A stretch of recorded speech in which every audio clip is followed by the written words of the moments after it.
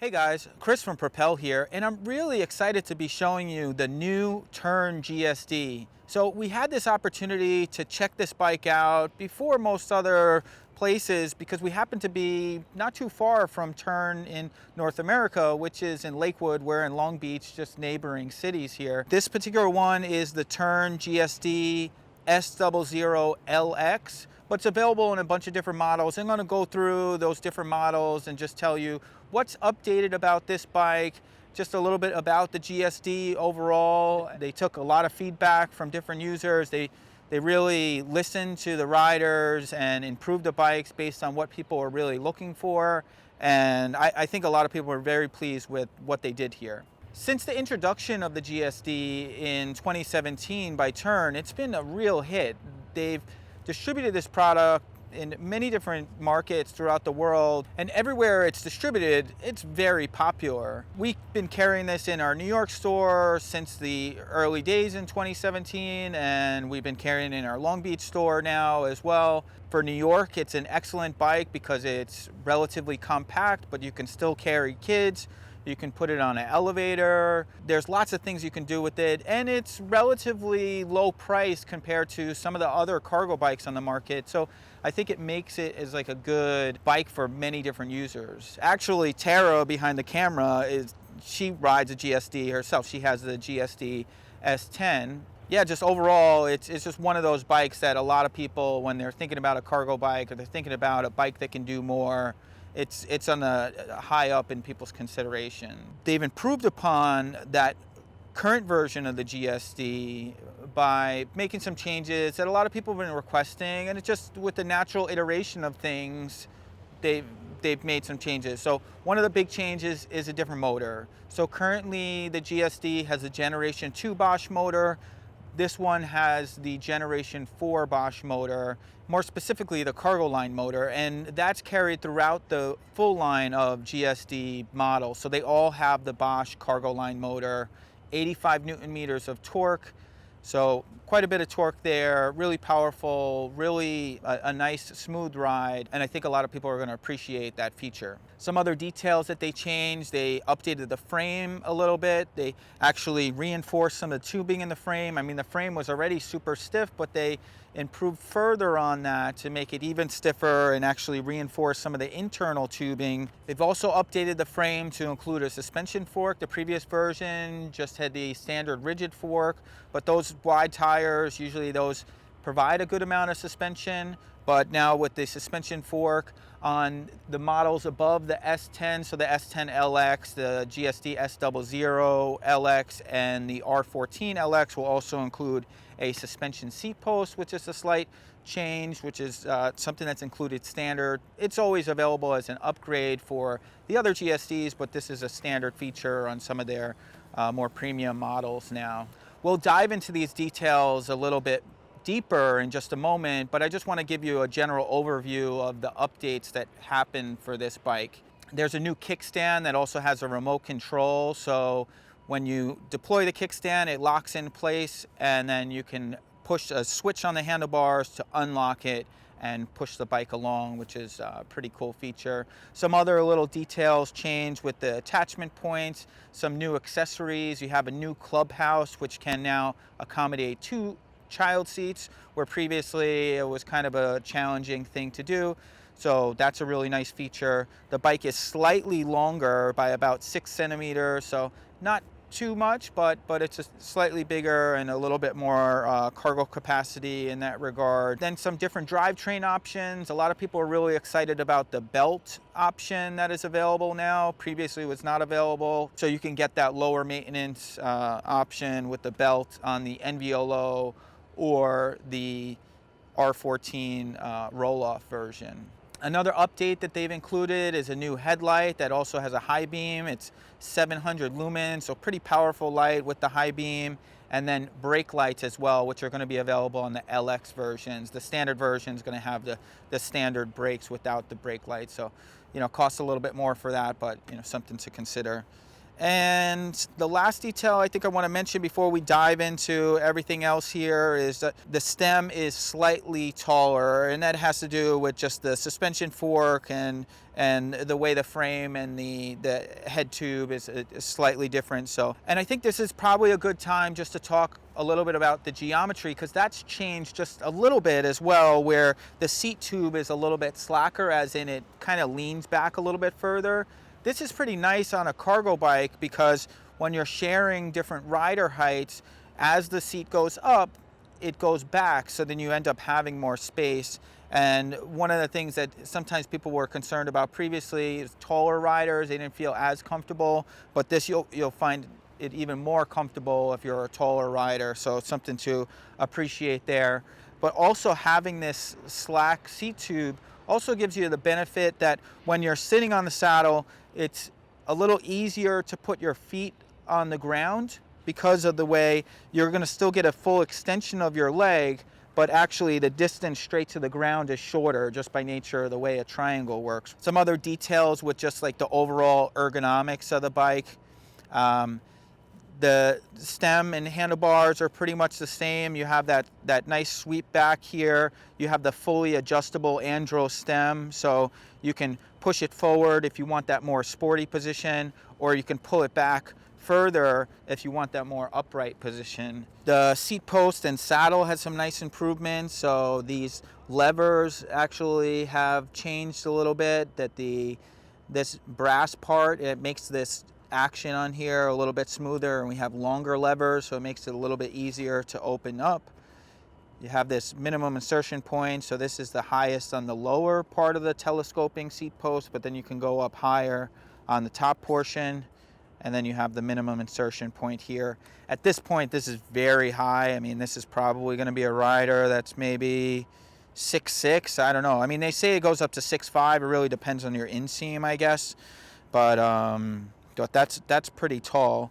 You have the new Cane Creek Thudbuster seat post.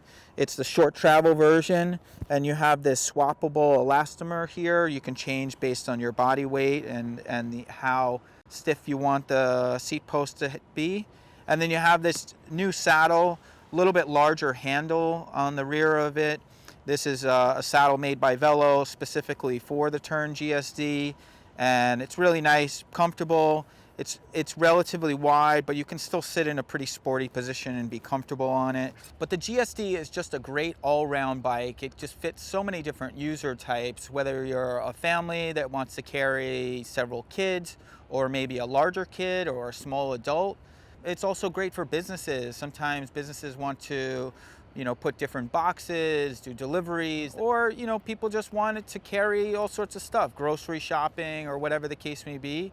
The new GSD is available in several different options. You can get the standard S10 version, which is the base model, available in matte black for $4,600. That bike comes standard with a 400 watt-hour battery and the Dior 10-speed derailleur with the standard lights, and it doesn't have the optional brake lights. The GSD S10 LX version is available in the Dragon Fruit and School Bus color, and that one has the same Dior 10-speed derailleur, but it comes standard with a 500 watt-hour battery and the upgraded brake lights and headlight on that one. The S00 LX version, which we tested today, is the Rhino gray color, but it's also available in the very popular Beetle blue color for $6,000. Now keep in mind there's many updates on this model from the previous version to include the belt drive and the new motor and brake lights, etc. So that's where you get that slight difference in price from the $5,000 up to the $6,000 for that new S00 LX version. And their top spec version is the GSD R14. That model is $8,400. It comes in the forge gray color, and it comes standard with two 500 watt-hour batteries, the Rohloff electronically shifted hub system with the belt drive, as well as the upgraded lighting, front and rear, the brake lights, the high beam, low beam, etc., That's a really nice option if you want the widest range of gears, just a really robust system and something that's very low maintenance, but still very sporty and fun. But overall, I think I'd be happy with any of these models, and I can gladly recommend any of them. It's one of the most versatile bikes that we offer in the shop, and we're really excited about the updates that they made. So the tire in the front is a Schwalbe Big Bend Plus 20 by 2.15. This is a nice puncture resistant tire. It's a balloon tire, so you can run it at a lower pressure, adds to the comfort, and it has pretty good tread on it. It's capable on-road, some light off-road. We're actually riding off-road a little bit before. You can see we got a little dirt still on here, but some other changes, we have a suspension fork. So the suspension fork up front, it's a coil spring fork, so that means you can adjust the suspension by turning this knob on the non-drive side of the fork. That's going to tighten the coil spring, tighten the preload, which is going to make it a little bit stiffer. You do have the optional lockout on here. And I should note that the tire in the back, similar to the previous version, is the Supermoto X. The reason why they do a Supermoto X in the back, which is a 2.4 and a 2.15 in the front, is in order to be able to accommodate the fender and the suspension fork. That's the setup. I mean, still has the same boost spacing on the front hub, which is really generally made for mountain biking, but they adopted this style specifically for this bike because it makes a lot of sense. It's just stronger, stiffer, basically any accommodations they could make to make the bike heavier duty. They kind of went in that direction, which I really respect. So through axle up front, which uses an Allen key to remove that there. Also included is this Abus Shield 5650 front cafe lock or frame lock, whatever you want to call it, which will lock the front wheel. So you can just turn this key here and you could lock the wheel in place. Should also note that you can attach a chain to this as well. Now this is not a very high security measure, but it's a nice thing if you're at a park or something like that. You just want the bike to be immobilized. Since the bags are on the bike and we have these side skirts, I want to show you the drivetrain. I think the easiest way is to use the standing feature. So we'll just pick the bike up and we can get a better look at the drivetrain this way. So looking at the underside, we could get a better view at the drivetrain here. Now let's get the kickstand out of the way. This is pretty cool to be able to check that out as well. It's really pretty heavy duty and robust, and can't see it here, but the locking mechanism, gets that locked in place really nicely, and I appreciate that.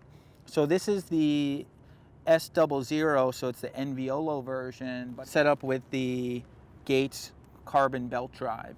So really nice setup here, and I'll show you in just a second. There's also a tensioner on here to keep that belt taut as well. So this is a continually variable transmission, so you can really dial in your cadence exactly how you want it, and it's the cargo line, so it's just really robust and it's made to be very heavy duty. You can see while we're looking under here, you can also see these lower foot rails. Now generally for the older version or the generation 1 of the GSD, this was kind of an add-on option. They had what's called the Sidekick lower deck, and that was a bolt-on option. Now this is standard, so just out of the box you have these side skirts with this lower deck, and you could just set it up to carry kids with really minimal additions. This one happens to have the extensions on here, maybe if you were carrying larger kids or an adult, or you wanted it just to be able to carry a bit more cargo or strap things to. Having these extensions on here is nice. So it's a 1 bolt up here, 2 bolts in the rear. This is one of the couple of new accessories that are available for the new GSD. Another one is the Clubhouse as well, which we'll show in a minute, but this one won't be retrofittable to the Gen 1 GSD, but the new Clubhouse will be, which is nice. One of the other great features about the GSD is all the different options that are available to add on, so you can configure the bike to whatever your needs might be. This bike happens to have some add-ons on it at the moment, but I should note that they are not included. So one of them is the front hauler rack, which is added on. It has the new Clubhouse Plus, which has some new adaptations. It has the ability to carry 2 child seats on the inside, so it's a little bit longer. The cargo hold 52 panniers are also added to this bike. So this is kind of showcasing all the new accessories that previously we haven't covered or just being introduced with this bike, and they should also be available around the same time frame, the end of this year, early next year. But really excited about these additions and everything that Tern has to offer in this regard. Another nice update to the drivetrain is this new chain guard, or kind of semi-integrated chain case. It's almost like a chain case, as in it's like fully enclosed, but it's more of a chain guard, but it's custom. It keeps everything pretty well protected. It keeps your kids' feet protected if they're sitting on the back. It also includes these side skirts, which is a really nice update as well.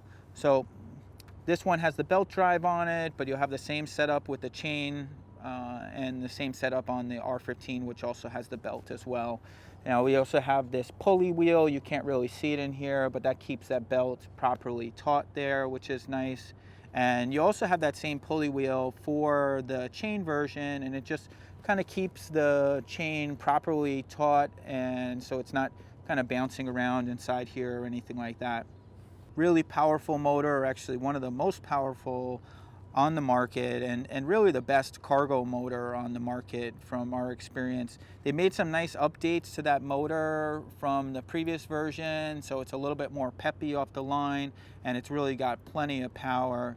I should also note that it's probably better to go with a slightly faster cadence on this type of system than trying to just like power through everything with the slower cadence. Sure, the motor can handle it and it can make up for it, but you're really not going to be as efficient. But let's check out the motor from the other side. You can see the integration a little bit better, and we could talk a little bit more about that. They did a really nice integration here. This is the Generation 4 cargo line system. It uses technology called pedal assist. Basically means that you pedal the bike, it provides assistance as you ride. It takes up to 1,000 senses per second. It's really pretty advanced and intuitive. I think most people find that it's one of the easier systems to operate because it kind of does exactly what you want it to do. You don't really have to think much about it, and it's very safe in that regard as well, because all you really have to do is pedal the bike like you normally would. You just feel kind of stronger than you would, which is certainly helpful, especially in the case of having a good amount of cargo on the bike. So this new motor is a little bit lighter than the previous version, a little bit more torque, up to 85 Newton meters, up from 63 and 75 on the CX motor. The new Bosch motor also makes it a little bit easier to pedal without power, so if that's something important to you, you might want to consider moving in this direction. The motor works with a couple different sensors. So they have 3 sensors. One is sensing how fast you're pedaling. It's also sensing how hard you're pedaling. And then last, there's a sensor on the rear wheel that senses actually how fast the bike is going overall. I should also note there's a slight update to the sensor in the rear wheel, where it's actually integrated into the brake rotor, where previously it was mounted on the spoke. This is a little bit more of an advanced sensor. It's able to sense more often and usually give you a slightly better experience there. So that's a nice update there as well, and maybe it's also less likely to get, hit or kind of move out of place, because it's pretty much locked in place in that regard. So definitely appreciate that. Since this is the S00 LX, it comes standard with a single 500 watt-hour battery pack, and that'll generally get you on average somewhere around 30 or 40 miles. You can get upwards of 60 or so miles if you're riding in the lower levels of assistance, maybe with not much of a load. But if you're riding in a high level of assist with a really heavy load, you might get as low as 15, 20 miles.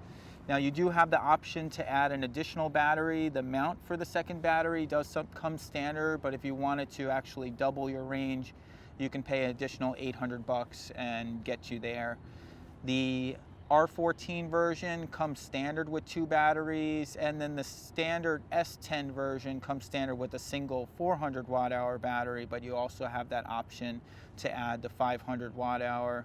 They stick with the 400 watt-hour on that bike just to keep the price point down a little bit, but it's it's still a great system, and same form factor, everything like that. You can switch it through different bikes and everything like that. It's definitely a nice setup in that regard.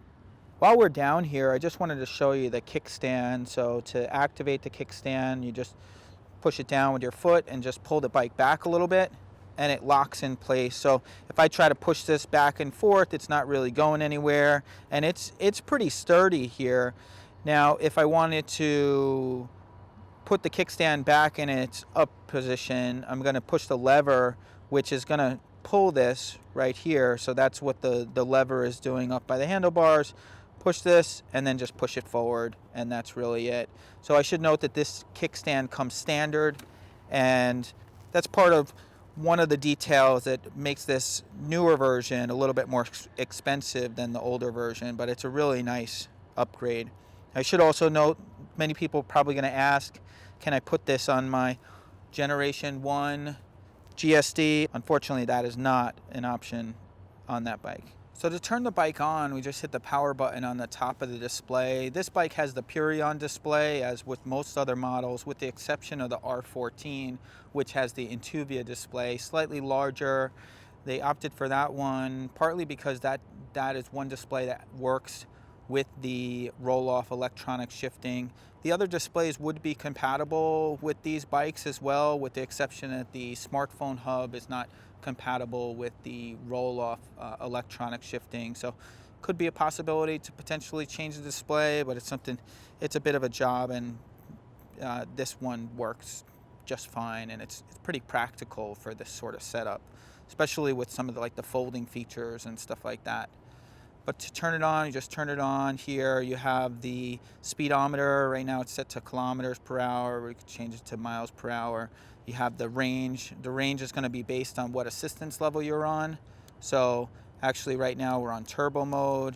If we go, this is off mode, is just riding like a normal non-electric bike. If I go to the first mode, eco, it shows 61 kilometers, and if you go up to the higher levels of assistance, you can see that the range is going to go down a little bit. So that's going to update automatically, which is a nice feature. If I hold the minus button down, I can cycle through these different options. You can just see the assist level you're in. You can see the trip mode. If you wanted to reset the trip, you can hold the plus and minus button down for a couple of seconds, and it will reset that.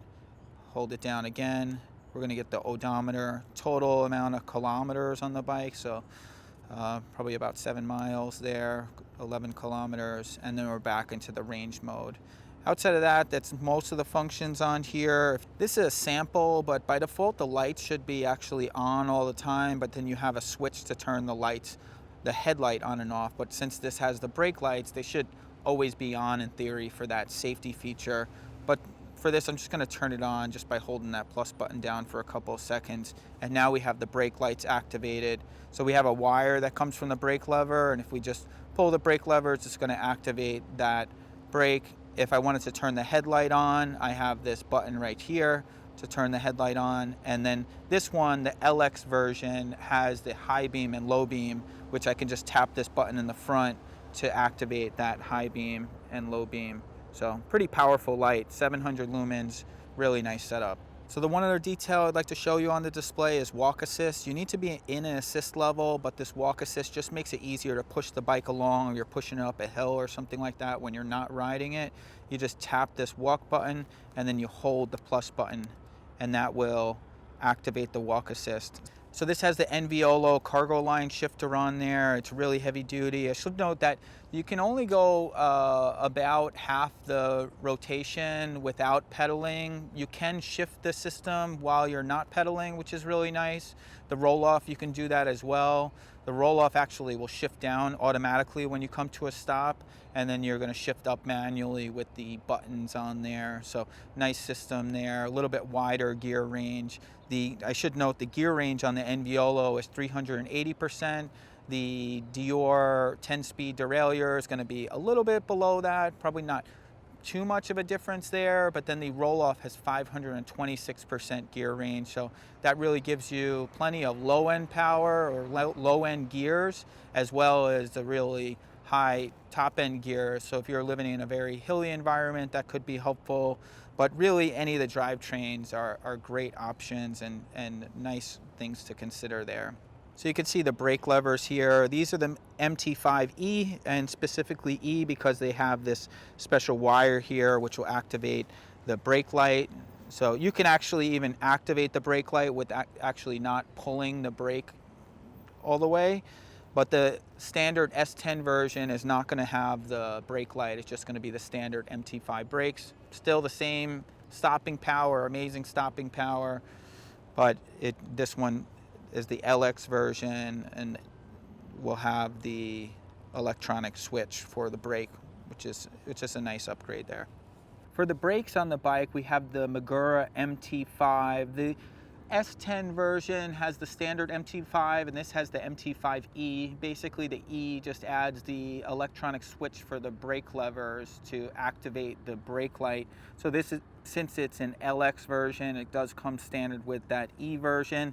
The calipers and levers are the same otherwise, and you're going to have a 180 millimeter rotor in the front and a 180 in the rear.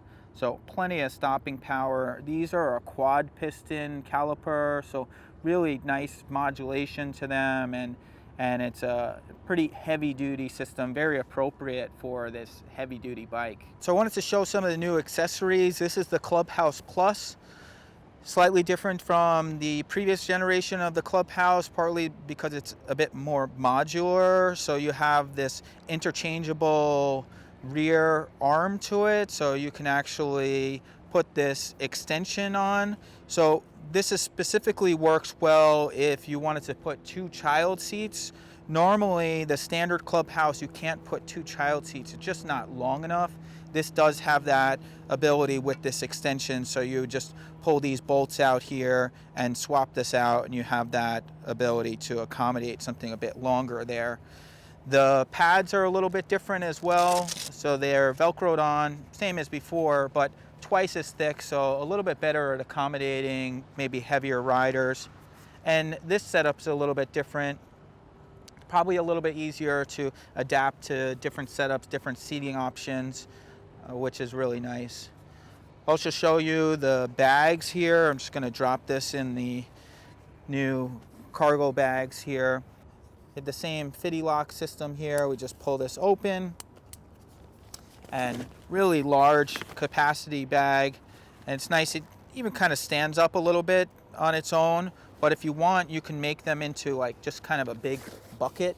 This might be nice if you have passengers in the back. They can actually just put their feet right into this bag area, which is kind of nice. And then if you want, you can reattach these straps here. So really good capacity.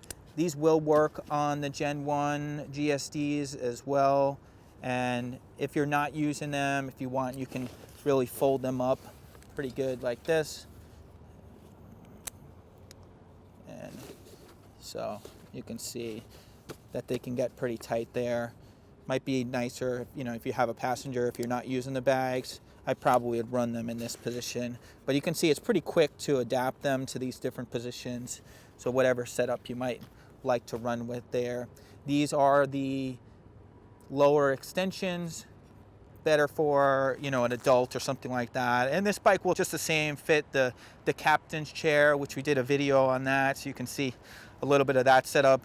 That's probably the ideal setup if you wanted to carry larger passengers. This is really ideal for smaller passengers, kids, that sort of thing. They made a nice update to the saddle with the larger handle here. This is really nice if you have some passengers that you don't really want to put the sidekick bars or use the Clubhouse or something like that. You just want someone to sit on the back and then just have something to hold on to. They don't have to hold on to you. They can hold on to here. And, some smaller hands, you can probably fit 2 hands, but one, larger hand makes it a little bit easier to accommodate there. And I think it's a nice update and just nice finish on that. Well, I hope you guys found this video to be helpful. If you have any questions about this or you have comments, maybe you have some feedback based on your experience with a current GSD you might own or what you've ridden or that sort of thing, leave them in the comments below, and we'll do our best to answer those comments. And if you have any questions or you're interested in pre-ordering one, you could reach out to us. We're certainly happy to help with that. As I said, the bike's probably going to be available the end of this year, early next year. And we look forward to seeing you in a future video. Well, see you soon.